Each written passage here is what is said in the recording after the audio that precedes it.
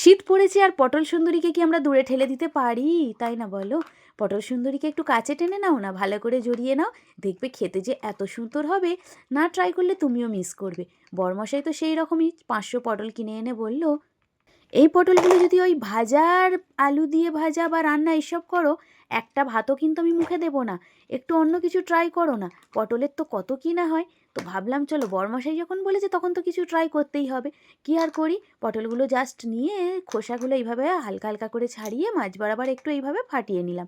নেওয়ার পর জল দিয়ে খুব ভালো করে ধোয়ার জন্য রেখে দিলাম। জলে ভিজিয়ে রেখে ফ্রিজটা খুলে দেখলাম যে ফ্রিজের মধ্যে কিছু আছে কি না, যেটা পটল দিয়ে মিক্স করা যাবে। দেখলাম আছে দই, হ্যাঁ টক দই। টক দই দিয়েই ভাবলাম আজকে পটলটা কিছু করা যাক। তো কিছুই না, নিয়েছি দেখো পেঁয়াজ কুচো, কাঁচা লঙ্কা, 3 চামচ টক দই আর কিছুটা কাজু বাদাম। দেখতেই পাচ্ছ সবগুলো কিন্তু রেডি হয়ে গেছে। ওইদিকে পটলটাও জলে ভিজিয়ে রেখেছি। দেন চলো একটা মিক্সিং জার নিয়ে নাও, তার মধ্যে দিয়ে দাও কুচানো কাঁচা লঙ্কা, কাজু বাদাম, আর দিয়ে দাও কাজুর জায়গায় তোমরা অন্য কিছু অ্যাড করতে পারো, যদি বাদাম থাকে সেটাও দিতে পারো। দেন আমি এর মধ্যে অ্যাড করে দিচ্ছি কুচানো পেঁয়াজ। কুচানো পেঁয়াজটা দেওয়ার পর খুব ভালো করে একটু ব্লেন্ড করে নেব। সামান্য একটু জল দিয়ে ব্লেন্ড করে নিয়েছি। এই যে দেখো ব্লেন্ড করার পর কিন্তু দেখতে বেশ সুন্দর হয়ে গেছে। অন্যদিকে দইটাকেও খুব ভালো করে এইভাবে ফেটিয়ে নিয়ে আমি রেখে দিলাম। দেন চলো ওভেনের মধ্যে কড়াই বসিয়ে তাতে একটু তেল দিয়ে দিলাম। তেলটা দেওয়ার পর তার মধ্যে সামান্য একটু হলুদ দিয়ে দেবো, যাতে পটলগুলো সুন্দর একটা কালার আসে। আর পটল সুন্দরী আর তাকে একটু কালার করবো না, সেটা কি হয়? তাই একটু হলুদ দিয়ে পটলগুলোকে তেলের মধ্যে দিয়ে 1 থেকে 1.5 মিনিট একটু নাড়াচাড়া করে জাস্ট ভেজে নেব। দেখেছো কত সুন্দর কালার চলে আসছে। সুন্দরী তো সত্যিই সুন্দরী। আর উপর থেকে দিয়ে দেবো স্বাদ মতো একটু নুন ছড়িয়ে দেব। নুন দিয়ে জাস্ট একটু 1.5 মিনিট মতো, 1.5 থেকে 2 মিনিট এই যে এইভাবে একটু নাড়াচাড়া করে ফ্রাই করে নাও।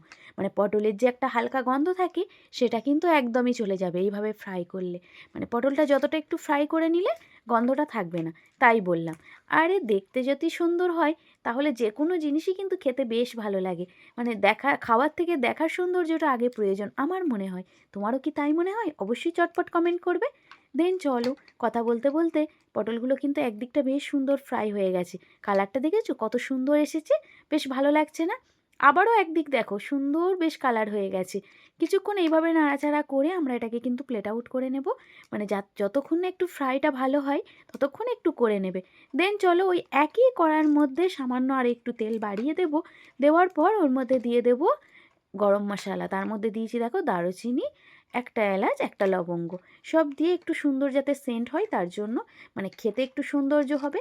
দেন দিয়ে দেবো দুটো তেজপাতা দেওয়ার পর দিয়ে দেবো আগে থেকে বেটে রাখা মশলা। আমরা আগে যে পেঁয়াজ কাজু আর কাঁচা লঙ্কা বেটে রেখেছিলাম সেটা দিয়ে একটু কষিয়ে নেব। দিয়ে দেবো দেখো উপর থেকে সামান্য করে, বেশি না, সামান্য একটু লঙ্কার গুঁড়ো, জিরে গুঁড়ো, আর দিয়ে দেবো ধনে গুঁড়ো, খুব অল্প অল্প করে দেবো। দিয়ে মশলাটা একটু ভালো করে কষিয়ে নেব। দেখেছো কালারটা কতটা সুন্দর আসছে। দেন দিয়ে দেবো স্বাদ মতো একটু নুন, যেহেতু নুনটা আগেও পটলে দিয়েছিলাম। দেওয়ার পর জাস্ট ফ্রাই করে রাখা পটলগুলো জাস্ট এর মধ্যে দিয়ে দেব। দিয়ে আবারও আলতো হাতে একটু নাড়াচাড়াটা করব, নইলে কি বলো তো পটলগুলো ফ্রাই করে রাখা নরম হয়েছে, তো ভেঙে যাবে, নষ্ট হয়ে যাবে। তাই আলতো হাতে জাস্ট হালকা করে এইভাবে উল্টে পাল্টে নেব।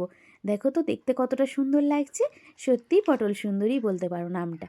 দেন এইভাবে মশলা কষিয়ে নেওয়ার পর উপর থেকে যখন দেখবো সুন্দর কালার আসছে না, একটু দিয়ে দিলাম কাশ্মীরি লঙ্কার গুঁড়ো।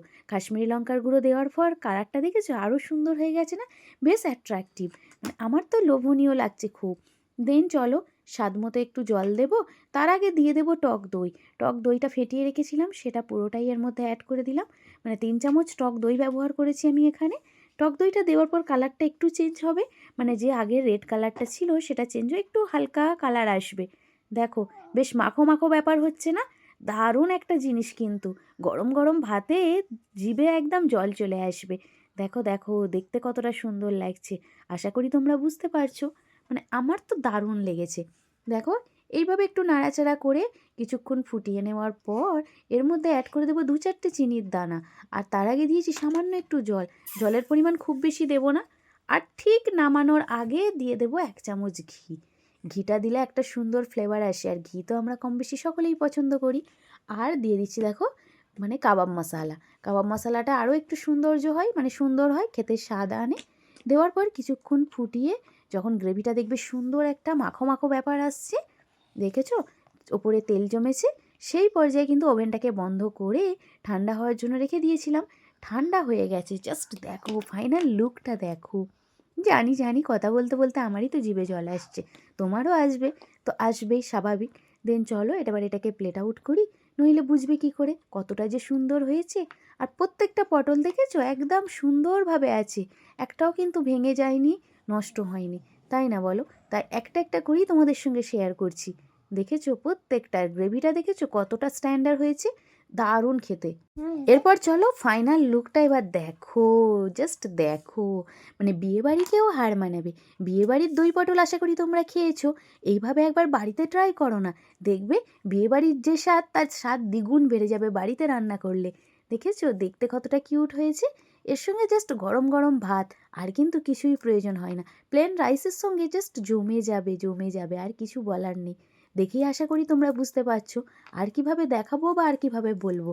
ট্রাই তো তোমাকে করতেই হবে, শীতের মরশুম, সবজি অনেক রকম আসছে, তার সঙ্গে 500 পটল কিনলেই কিন্তু তোমার একদিনের দুপুরের লাঞ্চের ব্যবস্থা হয়ে যাবে। চলো এবার ফাইনালি আমি খেতে থাকি, তোমরাও এইভাবে আমার মতো করে ট্রাই করে গরম প্লেন রাইসের সঙ্গে জাস্ট খেয়ে দেখো, আর আমাকে কমেন্ট করতে কিন্তু ভুলো না, অবশ্যই কমেন্টে জানাবে আর পাশে থাকবে। চলো টাটা, বাই, টেক কেয়ার।